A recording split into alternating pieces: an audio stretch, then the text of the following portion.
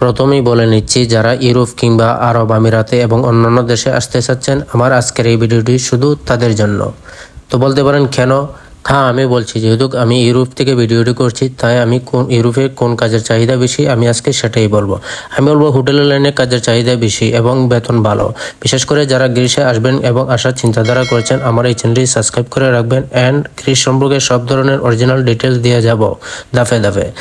তবে আজকের এই ভিডিওটি ছিল কিভাবে ক্লাব স্যান্ডউইচ বানাবেন। যেহেতু এটা একটা শর্ট ভিডিও, তাই আমি বিস্তারিত বলতে পারিনি কি কি দিয়েছি এবং এগুলোর নাম কি। তো অবশ্যই কিছু হলে বুঝতে পেরেছেন আমি কি কি দিয়েছি এটাতে। হ্যাঁ, যা যা দিয়েছি আমি 3টি ভাষায় লিখে দিলাম। পরবর্তী ভিডিওতে কাজ শেখার ক্ষেত্রে কোন কোন গাইডলাইন ফলো করলে অল্প দিনে নিজেকে একজন প্রফেশনাল শেফ হিসেবে গড়ে তুলতে পারবেন, সেই প্রসেসটি দেখাবো ইনশাল্লাহ অন্য একটি ভিডিওতে।